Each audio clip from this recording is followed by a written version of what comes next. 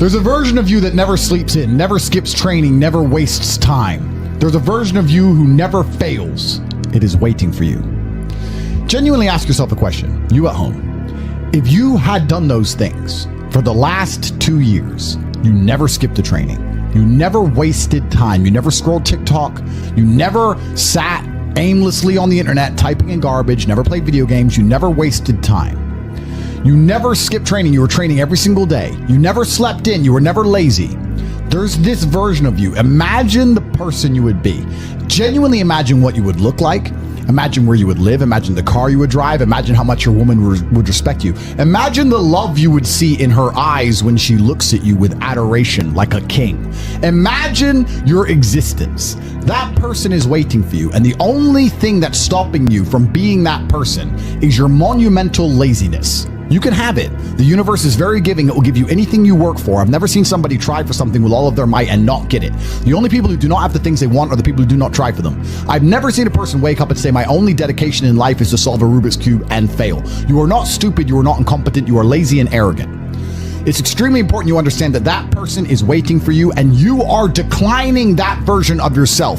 In the multiverse, in the many different versions of the universe that exist, there is a version of you that does those exact things, and he is a greater person than you can even fathom. You can transform yourself into that guy. You can be a top G. That's exactly what I did. I knew who I was going to have to end up being before I became that person. My brother and I are not from rich families. We are not from advantaged beginnings, but I knew I had to be a big, strong, fighting billionaire.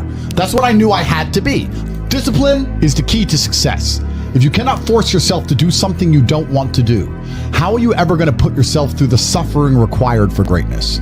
If you cannot force yourself to train when you do not want to train, if you cannot force yourself to work when you don't want to work, if you can't force yourself to not log into Pornhub or force yourself to eat right, how can you possibly ever become a monumentally successful person if you cannot control yourself long enough to do what must be done as opposed to what you feel like doing? The only people who get to live their lives based on how they feel are women and children.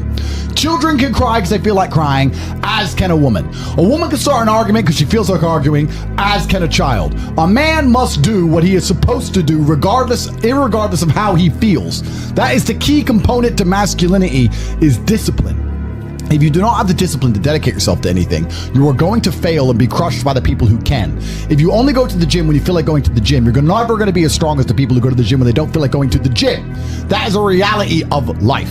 So, I train every single day. I've actually heard from some people saying, you overtrain. And I explained to them, one, I don't believe in rest. I'm not you. I'm not pussy, and I'm not broke like you are, Mr. Fitness Trainer, standing around the gym teaching people for $50 an hour. I don't need to listen to you. Secondly, I don't train because I want to get bigger. I train every day because it is difficult to train every day. It hurts. I don't want to. I wake up and I'm busy. I have other things to do. I don't feel like doing it, so I force myself to do it 7 days a week, 365 days a year, so that I know I'm the kind of person who can do what he doesn't want to do when it needs to be done. I am that man, and it's more of a mental exercise than a physical exercise at this point. How can you ever outcompete me if I can force myself to do the things I don't want to do and you cannot? Discipline is absolutely essential for success, and you need to get very comfortable and very used to the idea of understanding that on your path to greatness, there are going to be long periods of time where you hate what you are doing, where you are dissatisfied with the actions you must undertake, where you are tired, where you are stressed. That is why it is difficult. That is why most people won't make it. If the path was easy, everybody would walk it and it would lead nowhere. 100 people start the path, 99 fall off because it is difficult, and the one person who makes it to the end gets the gold. If all 100 made it to the end and the gold was divided by 100, it wouldn't even be worth anything. The difficulty gives it value. The fact that it is difficult to do is the key component into the fact you want it in the first place. If it wasn't difficult, everyone would have it and you wouldn't want it because no one would respect it. It's supposed to be hard. Life is supposed to be hard. You're supposed to think this is terrible. You're supposed to suffer and smile through the pain regardless. Discipline is the key to success in all realms as a man. And if you lack it, you stand no chance. You can give most people a roadmap to success. You can give them a Ferrari with a full tank of gas, and a lot of people still wouldn't make the destination because they would say the drive is too far away. Quitters, they don't have the discipline. You can tell them exactly how to do it. You can give them the mechanism to get there, but they don't have the discipline to complete the drive and end up at the destination. That is the majority of Earth. This is your competition. People who, even if they are told what to do and people tell them exactly how to do it and help them do it, still quit, still fail because they lack discipline. Even me, with my monumental powers, I can't make a quitter successful. It doesn't matter how good I am. It doesn't matter how easily I make it for them to succeed. It doesn't matter how compendious and concise and powerful the real world is. It doesn't matter how much I text them and motivate them, how many emergency meetings I do to try and talk to them and hype them up, how much motivation I give them. It doesn't matter what I do. If they are a quitter, guess what they're going to do? They're going to quit. No matter how simple the map is to read, no matter how fast the Ferrari is, somewhere along the drive, the sun's going to get in their eyes, and they're going to sit there and go, I don't like this, this is hard, and they're going to quit. Quitters are the number one type of people that nobody can help. If you're a quitter, I can't help you, life can't help you, God himself cannot help a quitter. So if you lack discipline, you lack the very basic building block to any type of success which exists on the planet. By every single metric which can be measured with science, you are going to stay a loser and a failure. The key is to keep training. If you train hard every single day, you don't have to worry about a little bit of vitamin C. It's true. If you don't train and you don't smoke, you're still going to be a pussy. Yes. The answer is always hard work. As soon as you are granted life, you are guaranteed death. What you do in between is up to you. You are all conscious. That could end tomorrow, that could end in 100 years. But the time between the beginning of your consciousness and the end of it is completely up to you. Training is never the wrong decision. If you're in jail, you should train. If you are free, you should train. If you are rich, you should train. If you are poor, you should train. If you smoke, you should train. If you don't smoke, you should train. If you drink, you should train. If you don't drink, you should train. You cannot escape that hard work is always the correct decision. There is no time in any scenario when working hard is going to be the wrong answer. You should always try your very best in all things. I will smoke 10 cigars a day and beat the shit out of you because I train harder than you can possibly fathom. Pain is an extremely important part of the equation. Pain is the elixir of success. When people say this bad thing happened to me and I'm suffering, I say good. It is pain which is required. It's one of the elements in the chemical reaction. And the chemical reaction requires 5 particular distinct compounds, and you have 4 and you're missing 1. It simply doesn't work. Pain for a man is one of the most important elements in becoming successful. Batman is Batman because they killed his parents. If they did not kill his parents, he would not be Batman. You're supposed to suffer. You're supposed to take that pain. The worst thing that can happen to you as a man is you live a life with no pain in it. To be born into a rich family and have a nice easy life and be given money, and you don't have to go to the gym and not have to train because you have bodyguards and sit around like a fuck up. You're going to be miserable and unhappy and a drug addict buying prostitutes. You're only going to have women who adore you. You're only going to feel confident in yourself and feel happy when you've been through hell and come out the other side. The pain is required, and you'll often notice that people who are better than you are people who have suffered more than you have suffered. So the person who is waiting for you, he requires your motivation. It also requires huge amounts of pain. So when bad things happen to you, do not sit at home and lament. Do not feel sorry for yourself. Instead, look in the mirror and say, thank you, God, for giving me one of the ingredients that is needed for the chemical concoction that is going to turn me into a superhero. Because pain is an extremely important one. In fact, it's one of the most important ones for a man. Everything is war. All of it. Sitting in the commute without losing your patience is war. Trying to find a way to escape your slave job is war. Keeping your wife happy and your children inspired is war. Training to become stronger than before is war. It is all war, and it cannot be avoided. And I'll tell you why it's war. Because war is 2 opposing sides trying to achieve the same goal. 2 opposing sides want the same land or the same influence over X land.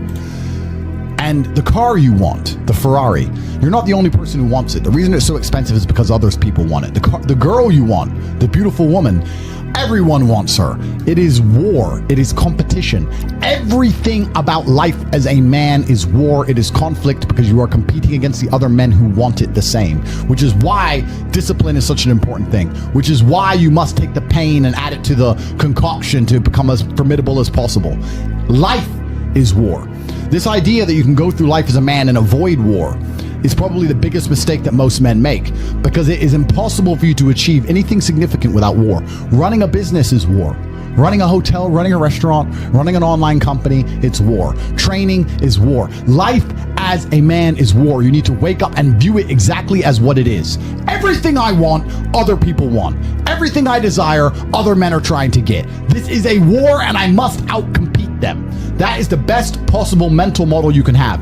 Even in jail, it was a war for who could stay most calm, a war who could control their mind the best, a war for who could suffer the least. That is war. I was surrounded by people who lost their minds and I refused. It was a battle and I was successful. Life in and of itself as a man is a never-ending struggle and a never-ending battle. It is the constant of the human condition. Evolution requires pain. While others complain that they do not feel happy enough, I'm happy I'm struggling. I don't want to be happy. I want to be great. This is the beauty of life as a man. Do you understand? I don't care. I'm happy to be struggling. I wanted to fight. You wanted to win. I wanted to fight. That's the difference. You're concerned with winning. I wanted to just fight. And we're fighting. That is the beauty of life as a man, to be great. If you concern yourself only with being happy, you are once again acting like a female or a child. Happiness is fleeting. It doesn't even matter if you're concerned only with the hedonism of happiness. You're going to drink alcohol and go to parties and go to festivals and take drugs. I want to be happy. Who cares? I want to be great. I want to be great all of the time. And let me ask you a question as a man at home, genuinely, truthfully.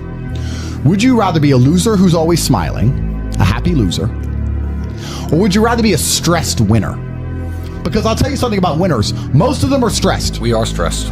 We're stressed.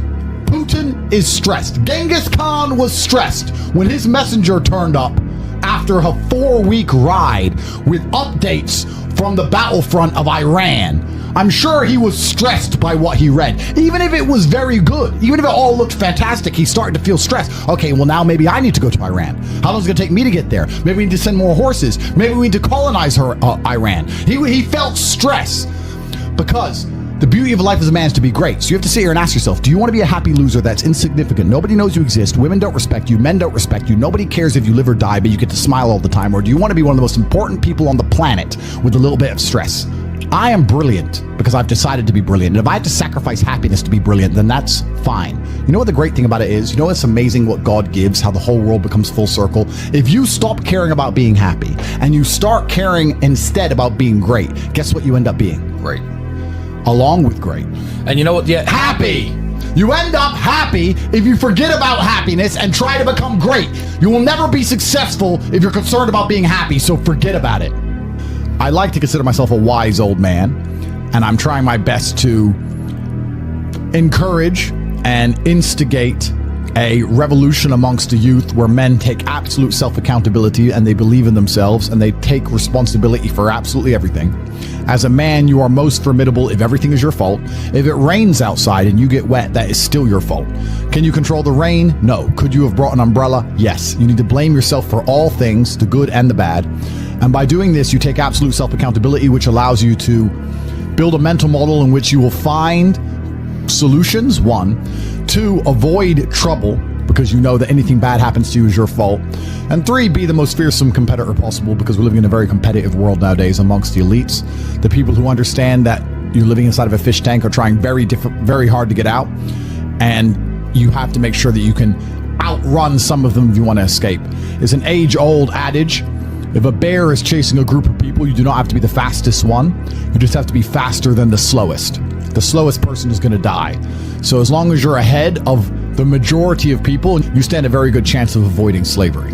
Being a powerful man isn't always about furious anger and instilling fear. As enemies attempt to attack your energy and lower your vibration, understand this: power is untouchable. Power may notice, but it doesn't care. Sometimes power is simply not giving a fuck. Being a powerful man isn't always about furious anger and instilling fear, meaning sometimes it is. You need to retain the capability to instill fear with furious anger. A man who cannot do that is not a man. It is one of the cards you need to have in your deck. However, more often than not, when you're in a true position of power, you will play the alternate card, which I'm describing here, as simply not caring. How can you not give a fuck about things? So I'll tell you how. If you're filthy rich and you have a strong network of people around you who you trust, and you have a good family, and you have beautiful children, you have women who love you, and you have beautiful supercars, you live with your best friends in a compound, you have armed guards, and you're proud of yourself, and you're strong, and you train hard every day, and you're monumentally successful, and all of your dreams come true, and if you want something, you can instantly snap it up. You want a Pagani, you want a Bugatti, you want a $25 million apartment, anything you want, you buy. It's very easy to not give a shit about the opinions of people who don't have one fraction of your success. And what these people are trying to do is drag me, I'm using me as an example, but we can also use it for you. When you have true power, they're trying to drag you down. They're not trying to elevate themselves. They're trying to drag you down, which is a very different thing. Because it's amazing how God rewards those who are trying to build and create and elevate, and how it punishes those who are simply trying to destroy and be spiteful and negative. And these people are going to dedicate hours and hours and millions of hours of their life towards a certain cause. Thank you. To try and drag people down who they cannot affect because they're already too powerful and too large. And they're wasting their own human experience, and they're not progressing or advancing themselves in any way. They will stay brokies, and we will stay rich forever. So the lesson here is that you need to get to a position where ignoring people is a move in which you're guaranteed success. You can ignore people completely and they are benefiting you. And that comes from a position of power. And I think a lot of you at home right now, you may not be in our position, but if you're already working hard, you're already going to the gym, you're already training, you make sure that you're getting as much muscles as possible, as much money as possible, you're dedicated, you don't sleep in, you don't waste your time, you don't smoke weed, you don't play video games, you're focused on trying to become fantastic as a person. You can just ignore that girl. That girl who broke your heart or cheated on you, just ignore her. The most powerful move you can make is ignore her. Yeah, you could yell at her. Yeah, you could try and make her scared of you, blah, blah, blah, right? That's not going to work. The powerful move is just to completely ignore her because you're on your ascent. She is likely on her descent. She likely has no intention of improving herself, no intention of becoming richer, no intention of becoming better looking. Time is against her. As she gets older, she's going to lose her looks. You're going to continue your ascent, and she's going to have to watch you for the rest of her life be the man that she could have been with that she's no longer good enough for. The best thing you can do is simply ignore her. That is the powerful move. And it's the same with also men. It's not even a gendered argument. There's men who want to be your friends right now, who wanted to be your friend, and they did something wrong to you.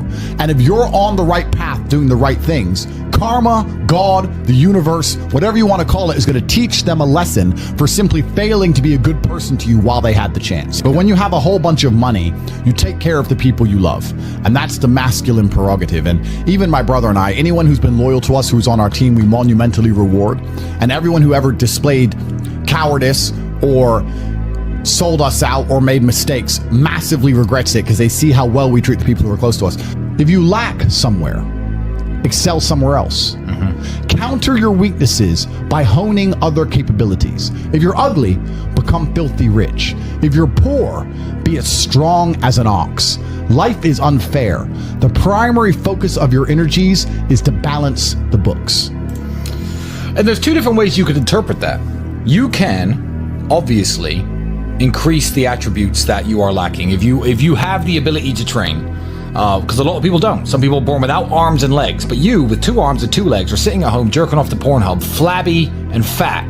If you have the ability to train, you should be doing it. But also, there are some things that some people are just better at, and you can counteract that problem by teaming up with people who compensate for your weaknesses. People who are strong in areas where you are weak, and you team up with people where you are strong in areas where they are weak. I don't think between the people in this house and our group of friends, we lack anything. Correct. Anything. Correct. Literally anything. We could sit as a group and have a conversation about anything with anyone in the world and give useful insight and change people's lives for the better, because although I am not perfect, our team compensates one for each other. And that's the point of brotherhood. So excel in one area if you lack in others. I have people say to me, Andrew, I'm short. What do I do? I'm short. Okay, God made you short. Fine. Good. Doesn't matter. You can't change it. What you can do is become as strong as an ox and become filthy rich and monumentally important and extremely influential. You can do that. People say, I'm poor. You should be strong. Oh, I'm strong, but I don't have any money. Okay, then teach others to be strong. Yes. There's always a way you can take your advantages and use them. And by teaming up with other men, other people, you can build a team in which there are no weaknesses. So if you have a disadvantage, you also have somewhere God has given you a distinct advantage over others. And it is your duty to excel in that realm. It is your duty to become so monumentally influential and powerful within that specific criteria in which you have the capability to be brilliant, that your weaknesses no longer appear because they can be simply overshadowed by your network or overshadowed by your absolute competence. By constructing the correct mindset, you can be in the exact same scenario you're currently in, living the exact same life with a different mental model in which you view the world, and you will not only feel more powerful, you will be more powerful, you'll achieve more amazing things, you will be greater, you will be happier with the same car, the same woman, the same house, the same income, the same everything, but your mind changes the lens in which you view the world. Lenses change things. Rose-tinted glasses, perhaps dark glasses. You can put glasses on, change the lens, and you can view the world differently by changing how your mind is constructed and put together and the way you view the world. That is the point of mental Aikido.